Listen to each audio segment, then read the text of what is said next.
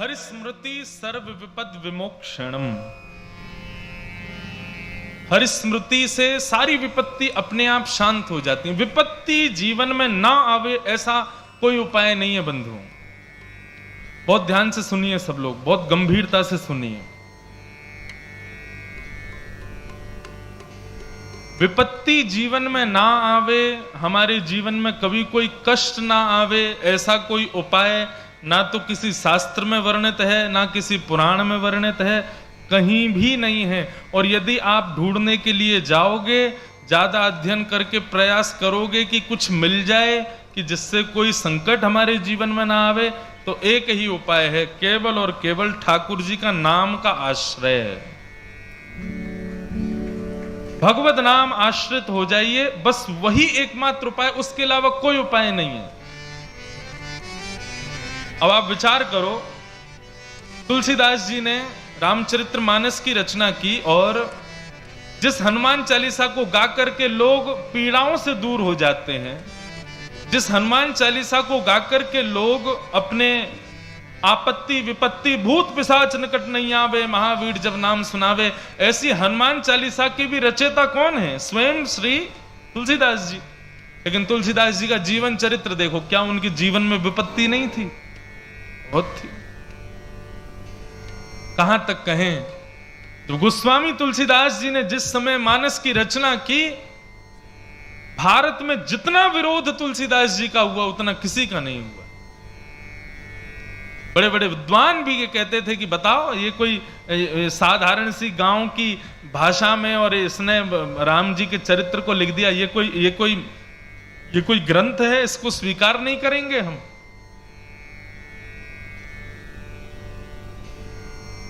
गोस्वामी तुलसीदास जी अपनी मानस को लेकर के काशी विश्वनाथ भगवान के पास गए और जाकर के गर्भगृह में रात्रि शयन के समय पर मानस को वहीं रख दिया, ठाकुर जी के पास में, विश्वनाथ भगवान के पास में, और हाथ जोड़ करके कहा, हे विश्वनाथ भगवान, मैंने किसी मानव को रिझाने के लिए इस ग्रंथ को नहीं लिखा है। स्वांतः सुखाय तुलसी रघुनाथ गाथा, मैंने अपने आप को प्रसन्न करने के लिए लिखा है, मैं किसी को खुश नहीं करना चाहता, लेकिन अपनी प्रसन्नता के लिए मैं चाहता हूं कि आप एक बार स्वीकृति प्रदान कर दें कि मैंने जो रचना की है ये उचित है कि नहीं। मेरी कोई काबिलियत नहीं कि मैं लिख सकूं, लेकिन फिर भी मेरे अंदर जो जो भाव आते गए मैं लिखता गया हूं। कोई एक सिग्नेचर तो हो जाए गुरुदेव का कि हाँ तुमने जो भी लिखा सब सही है, तो एक बार आप स्वीकार कर लेंगे तो मैं मान जाऊंगा। विद्वान तो कोई इसको स्वीकार कर ही नहीं रहा है। ऐसा कहकर के तुलसीदास जी चले गए। रात्रि में मानस जी विश्वनाथ भगवान के पास में रखी रही, ऐसा कहते हैं। और भी जितने भी हमारे धर्म ग्रंथ के धर्म शास्त्रों के ग्रंथ हैं वो भी रखे। प्रातः काल जब ब्रह्म मुहूर्त में कपाट खुले तो सारे ग्रंथ नीचे सबसे ऊपर मानस रखी थी, और उस मानस पर काशी विश्वनाथ भगवान का सिग्नेचर है। वो सिग्नेचर ये है, सत्यम शिवम सुंदरम। ये सत्यम शिवम सुंदरम कोई गीत नहीं है, ये काशी विश्वनाथ भगवान ने हस्ताक्षर किया रामचरितमानस के ऊपर कि आपने जो लिखा है हे तुलसीदास जी, सत्यम, बिल्कुल सत्य है। दूसरा लिखा शिवम, शिवम का अर्थ होता है कल्याणकारी, इसको जो पढ़ेगा, जो इसके आश्रय में आएगा उसका कल्याण हो जाएगा, शिवम। और आपने जितनी भी इसमें कथाओं का वर्णन किया है वो कैसी हैं? बोले सुंदरम, सत्यम शिवम सुंदर। कहने का अभिप्राय बंधुओं, यदि आप ये सोच रहे हो कि संकट हमारे जीवन से चला जाए, कभी नहीं जाएगा। और अब अगली बात कह दूं, घोषणा कर दूं, तो कभी दरबार में गुरुदेव से और अपने ठाकुर से कभी ये प्रार्थना करना भी मत कि हमारे संकट दूर हों। संकट दूर कराने की इच्छा रखना केवल उस प्रकार है कि बालक विद्यालय जाता है और अपने टीचर से कहता है पढ़ा तो दीजिए लेकिन मेरा एग्जाम कभी मत लेना। बिना एग्जाम दिए बच्चा ठीक है पैसे वैसे दे के पास तो हो जाएगा, लेकिन स्थिति क्या होगी? पढ़ा लिखा अंगूठा टेके ही रहेगा वो जीवन भर। जीवन में कभी कोई उपलब्धि प्राप्त नहीं कर पाएगा, उन्नतियों को प्राप्त नहीं कर पाएगा। हमारी बात बहुत गंभीरता से सुनिएगा।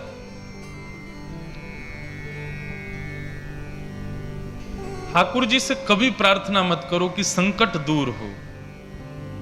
अपने गुरुदेव से कभी प्रार्थना मत करो कि हमारे संकट दूर हो। ठाकुर जी से बस ये प्रार्थना करना, नाथ संकट हमारे जीवन में है, इस संकट से जूझने का बल आप हमको प्रदान करो, इससे लड़ने की शक्ति आप हमको प्रदान करो। बस संकट विपत्ति दूर हो, ऐसी कामना कभी ठाकुर जी से मत करना। उसके पीछे कारण है, और वो कारण क्या है? एक भक्त को पेट का रोग हो गया, इतना भयंकर रोग हो गया कि महाराज वो पानी भी पीता तो सब प्रस्थान हो जाता। लेकिन उस भक्त का नियम था, वो जगन्नाथ भगवान के दिन में 8 बार दर्शन करता था, लेकिन पेट के रोग की वजह से मंदिर ही नहीं जा पा रहा था।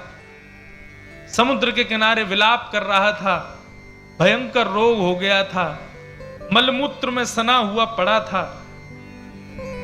तभी जगन्नाथ भगवान प्रकट हो गए, और प्रकट होकर के उसके अंग पर लगे हुए मलमूत्र को ठाकुर जी अपने हाथ से पोंछने लगे। भक्त ने जब देखा, भक्त ने हाथ पकड़ लिया, बोले ठाकुर जी आप क्या कर रहे हो?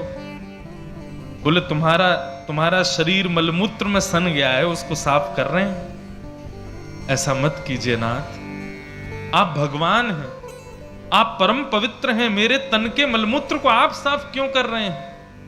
बोले क्यों? भक्त मेरी सेवा करता है तो मैं भी भक्त की सेवा कर सकता हूं। बोले आपकी बात ठीक है, तो फिर एक काम करो ना, मेरा रोग ही दूर कर दो।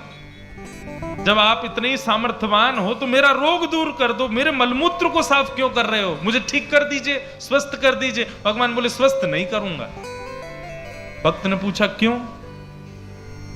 तब इतना सुंदर उत्तर ठाकुर जी देते हैं, सबको सुननी चाहिए ये बात। आप इसके बाद कभी नहीं कहोगे कि हमारे दुख दूर करो। ठाकुर जी कहते हैं देखो, मानव के जीवन में वो जो कुछ भी भोगता है वो सब अपने प्रारब्धों से भोगता है, और प्रारब्ध जब पूरा भुग जाएगा तब ही वो मेरी प्राप्ति कर पाएगा, उससे पहले मेरी प्राप्ति नहीं हो पाएगी। यदि व्यक्ति कहे कि मेरे संकटों को दूर कर दो, तो इसका मतलब क्या हुआ? उसके प्रारब्ध से जो उसको भोगना था वो नहीं भोगा, और यदि वो नहीं भोगेगा तो मेरी प्राप्ति नहीं हो पाएगी। भगवान कहते हैं अभी यदि मैंने तुम्हारा रोग ठीक कर दिया तो प्रारब्ध तुम्हारा इकट्ठा रहेगा, आज नहीं तो कल, कल नहीं तो अगले जन्म में भोगने के लिए तुमको आना पड़ेगा। क्योंकि ये तो संसार का नियम है, जब तक हमारे पाप पुण्य दोनों हम भोग नहीं लेंगे तब तक हमको वैकुंठ नहीं मिलेगा। जब दोनों शून्य नहीं हो जाएंगे जब तक, तब तक ठाकुर जी नहीं मिलेंगे। और इसको शून्य यदि करना है तो आपको अपना प्रारब्ध भोगना तो पड़ेगा। इसलिए ठाकुर जी कहते हैं प्रार्थना ये करो कि बल मिले, ये मत करो कि दुख दूर हो, संकट दूर हो। स्वामी विवेकानंद तो कहते हैं कि यदि किसी व्यक्ति के जीवन में संकट नहीं आते तो ऐसा व्यक्ति विचार करे कि वो वास्तव में जी रहा है कि नहीं जी रहा है। और मैं तो अपनी कथाओं में कहा करता हूं, किसी के जीवन में संकट आ जाए ना तो थोड़ा सा मुस्कुरा जाना। क्यों? ठाकुर जी की नजर है आप पे, इसीलिए आपकी परीक्षा हो रही है। और जिनकी कभी परीक्षा नहीं होती तो समझो ये बैक बेंचर्स हैं। जैसे क्लास में पीछे बैठने वाले बच्चे होते हैं ना, टीचर ना उनको डांटता है ना उनसे कुछ कहता है, बोले क्यों, ये पढ़ते लिखते तो है नहीं, पीछे ही पड़े रहो तुम। तो इसलिए संसार में जिनको दुख नहीं मिलता उनको ये समझ लो इन पे ठाकुर जी कृपा ही नहीं है, इनको ठाकुर जी ने छोड़ रखा, बोले तुम्हारे कुछ हो नहीं सकता, तुम पापी हो। लेकिन जिसको समय समय पर पीड़ा हो जाए, जिसको बात बात पर कोई ना कोई परीक्षा भोगनी पड़े, तो समझ जा रहा कि ठाकुर जी की हम पे दृष्टि है, इसीलिए बार बार कुछ ना कुछ होता रहता है। संसार एक दुखालय है और यहां हम दुख ही भोगने आए हैं, उससे हम बच नहीं सकते। लेकिन फिर भी जैसे मीराबाई के जीवन में दुख आया, लेकिन मीराबाई के जीवन चरित्र को आप पढ़ोगे तो कहीं भी ऐसा नहीं लगेगा कि मीराबाई कर्म पर हाथ धर के बैठी हूं कि हे नाथ ऐसा क्यों हो रहा है। भक्त प्रहलाद के जीवन में दुख आया, खुद की सगी बुआ लेकर के चिता में बैठ गई, इससे बड़ा दुख क्या होगा? खुद के पिता मारना चाहते हैं, इससे बड़ा दुख क्या होगा? लेकिन ऐसे प्रहलाद भी कभी चिंता करके बैठे हों, ऐसा कहीं नहीं लिखा। इसके पीछे कारण क्या है, वही कारण यहां बता रहे हैं। बहुत ध्यान से सुनिएगा कि देह स्थिमां सरुधिरे भीमतिम त्यजत्वम जाया सुतादिषु सदा ममतां विमुञ्च पश्यानिशं जगदिदं क्षणभङ्गनिष्ठम् वैराग्यरागरसिको भवभक्तिनिष्ठः।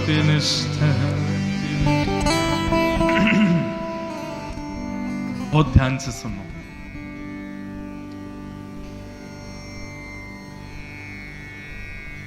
यहां पर गोकर्ण जी महाराज अपने पिता को एक सूत्र दे रहे हैं, दुख से बचने का सूत्र। पिताजी,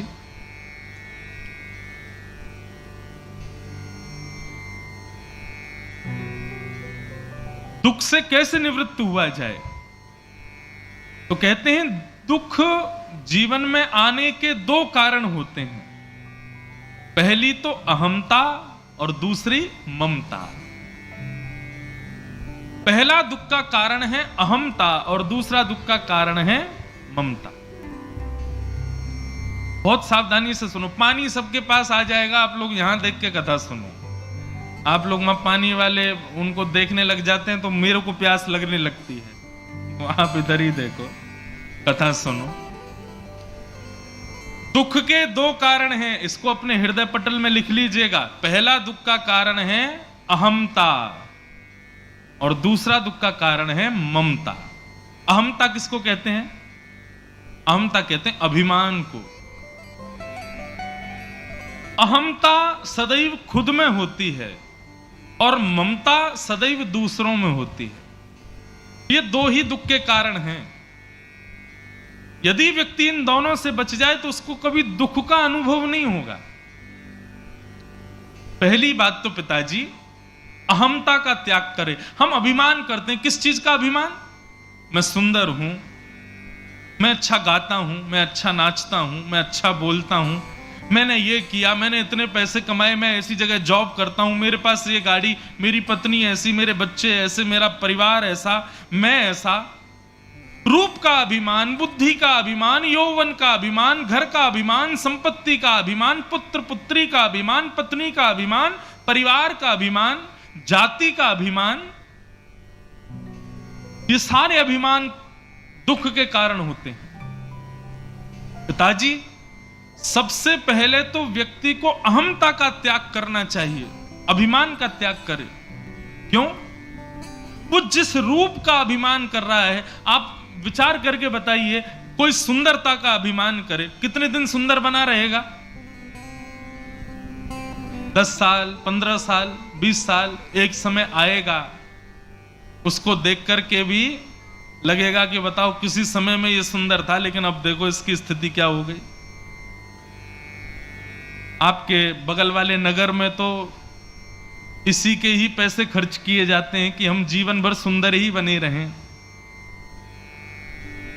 हमारे पूज्य पिताजी महाराज कहते हैं कि जो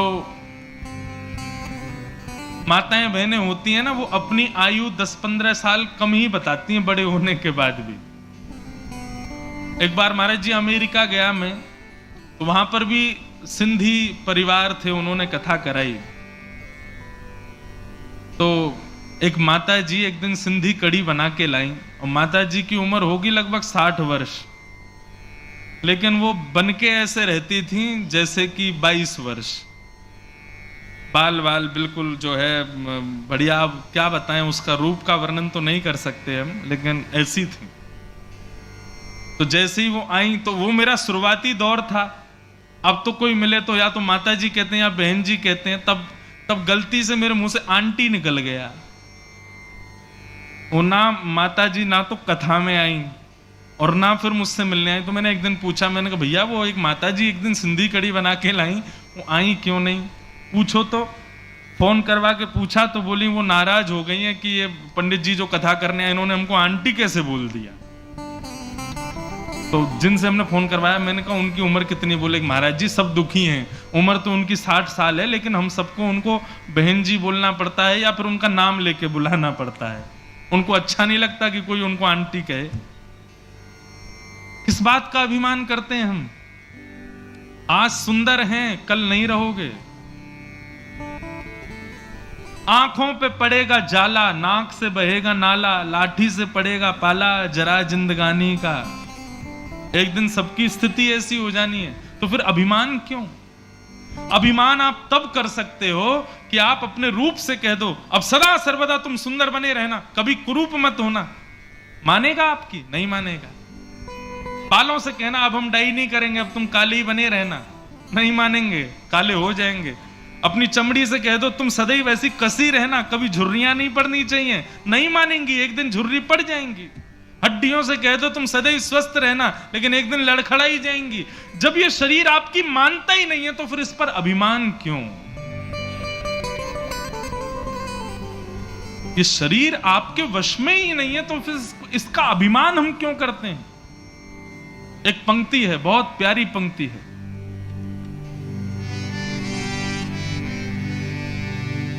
देने वाले ने दिया वह भी दिया किस शान से, मेरा है यह लेने वाला कह उठा अभिमान से, मैं नहीं मेरा नहीं यह तन किसी का है दिया, जो भी अपने पास है यह धन किसी का है दिया, हमारा नहीं है, ठाकुर जी ने हमको दिया है। एक बात बताएं, ये मानव क्यों बनाया भगवान ने? मौका दिया है हमको 84 लाख योनियों से बचने के लिए, पापों से निवृत्त होने के लिए। हमने अपने पूर्व जन्म में जितने पाप किए हैं, जितने दुष्कर्म किए हैं, जितने दूषित कर्म किए हैं, उन सब से निवृत्त होने का ये मौका मिला है कि हम लोग मानव बने हैं। कुकर, सूकर, चींटी, छिपकली आदि ये सारी योनियां हैं, ये सब अपने पाप की वजह से इन योनियों में पड़े हैं, लेकिन हम मानव हैं, इसका मतलब हमको मौका मिला है, बच जाओ, संभल जाओ। ठाकुर जी की बड़ी कृपा है कि तुम मानव हो, तुम कीर्तन कर सकते हो, भजन कर सकते हो, वृंदावन जा सकते हो, कथा सुन सकते हो, सत्कर्म कर सकते हो, लोगों की सहायता कर सकते हो, परोपकार कर सकते हो। ये कोई नहीं कर सकता, केवल मानव कर सकता है। मानव को कभी अपने ऊपर अभिमान नहीं। हाँ, ठाकुर जी ने मुझे मानव बनाया, इसका स्वाभिमान करो और इससे सेवा करो, अभिमान नहीं। पिताजी यदि सुखी रहना है जीवन में, सबसे पहले अभिमान का त्याग करो, अहंता। अभिमान करने का अधिकार तब है जब कोई वस्तु आपके वश में है, जब आप खुद ही अपने वश में नहीं हो। उल्लासनगर में हमारे पूज्य पिताजी की एक दो बार कथा हो चुकी है, 93, 94 में, शायद 93 में 3 बार, और दास का जन्म 96 का है, तो उससे पहले पिताजी उल्लासनगर आ चुके हैं। तो उल्लासनगर का मुझे स्मृति में नहीं है, लेकिन एक परिवार है, शायद वो आए, उनको पता चले तो। वो अभी कुछ साल पहले हमारी कांदीवली में कथा थी, वहां आए थे, हम उल्लासनगर से आए। मन का अच्छा। तब वो बता रहे थे, बोले ठाकुर जी जब कथा करने आए, उसके बाद जब आपका जन्म हुआ तब हम आपके घर आए थे, आपको गोदी में खिलाया था, आपको ऐसा ऐसा करके बता रहे। बोले अब आप व्यासपीठ पे बैठे हो, तो ये बात में क्यों स्मृति, शायद वो कल परसों में उनको पता चले तो आए। मैं अभी जानता तो नहीं हूं उनको, लेकिन आज वो देख करके आश्चर्य करते हैं। बोले ये जो व्यास जी बैठे हैं, इनको हमने गोदी में खिलाया है। कई जगह हम कथा करने जाते हैं, वहां पिताजी के शिष्य आते हैं, उन सब ने मुझे गोद में खिलाया है, लेकिन अब मैं कहूं गोद में खिला लो मुझे, अब स्थिति नहीं है ना। परिवर्तन होता रहता है शरीर का, संसार का, ये वश में कभी नहीं रहेगा। हमारे पूज्य पिताजी कहते हैं कि हर क्षण में हम लोग अपनी मृत्यु के पास जा रहे हैं। ये परिवर्तन हमारे अंग प्रत्यंगों का, शरीर का, बुद्धि का, मन का, ये इस बात का प्रतीक है कि तुम और मैच्योर नहीं हो रहे हो और मृत्यु के समीप जा रहे हो। हर क्षण हम मृत्यु के पास जा रहे हैं। जैसा मैं आज हूं वैसा कल नहीं था, जैसा आज हूं वैसा कल नहीं रहूंगा, और जैसा कल रहूंगा वैसा 10 साल बाद भी नहीं रहूंगा। हर समय बदलता रहूंगा मैं। तो जो परिवर्तनशील शरीर है उस पर अभिमान क्यों करना? इससे अहंता का त्याग करो, अभिमान छोड़ो। और दूसरा पिताजी काम करना है, यदि सुखी रहना है तो इस शरीर के जितने संबंधी हैं उनमें जो ममता है उस ममता का त्याग करो। कई लोग होते हैं उनको खुद में अभिमान नहीं होता, लेकिन अपने बच्चे पर बड़ा उनको गौरव होता है, बड़ा ममता होती है उसके प्रति। संसार में कोई अपना नहीं है बंधु, ये सब केवल व्यवहार मात्र है। यही तो संसार है कि वो जन्मा है इसलिए हमारा पुत्र है, हमारी पुत्री है, हमारी पत्नी है, हमारे बच्चे हैं, हमारा परिवार है, हमारा खानदान है, लेकिन कोई अपना नहीं है। सूरदास जी कहते हैं, उस पद की केवल भावार्थ समझिएगा, क्या कहते हैं सूरदास जी। जा दिन मन पंछी उड़ जाए, जा दिन मन पंछी उड़ जाए, ता दिन तेरे तन तरुवर के सब ही पात झड़ जाए, ता दिन तेरे तन तरुवर के सब ही पात झड़ जाए, जा दिन मन पंछी उड़ जाए, जा दिन मन पंछी उड़ जाए। जिस दिन हमारे भीतर बैठी जो आत्मा है वो उड़ गई, जब हंस अकेला उड़ जाएगा, खाली पिंजरा पड़ा रह जाएगा, कुछ नहीं बचेगा।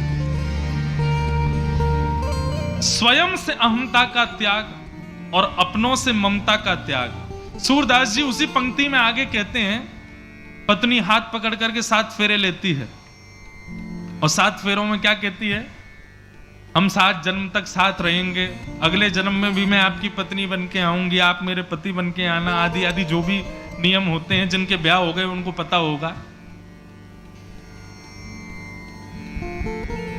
लेकिन सूरदास जी कहते हैं, जा प्रियतम सो प्रीत घनेरी, सो देख डर जई।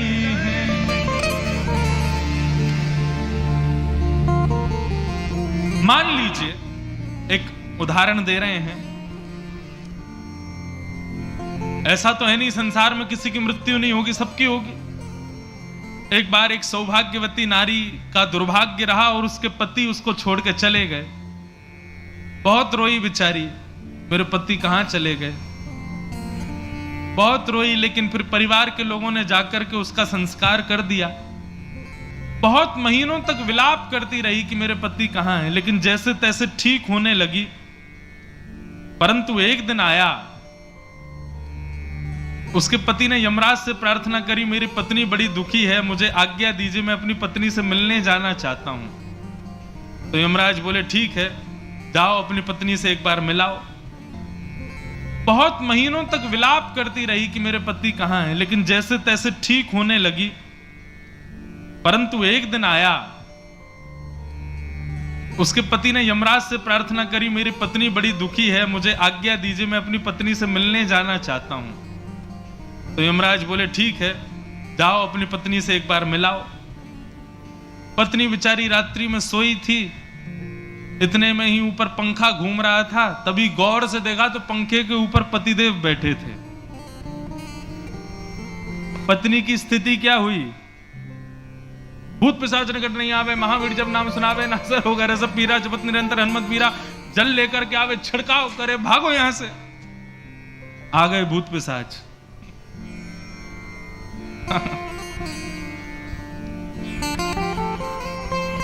पत्नी घबरा गई उसको देख करके, पंडित जी के पास गई, महाराज मेरे घर में आकर के कुछ करिए। बोले क्यों? बोले हमारे पतिदेव की मृत्यु हो गई है, इतने महीने पहले, इतने साल पहले, वो कल पंखा पे लटके दिखाई दिए रात को हमको। सूरदास जी कहते हैं, जा प्रियतम सो प्रीति घनेरी, मृत्यु के बाद सो देख डर जई हैं। तो फिर ये ममता किससे कर रहे हो आप? मृत्यु होने के बाद पत्नी, बच्चे, खानदान, परिवार सब रो भले ही रहे हैं, लेकिन यदि आप दोबारा उठ के बैठ गए ना तो सब भाग जाएंगे वहां से, क्योंकि उस समय भय लगता है कि अब तो ये चला गया, अब नहीं आ सकता। और यदि चमत्कार से आ भी गए तो सब भय के मारे भाग जाएंगे।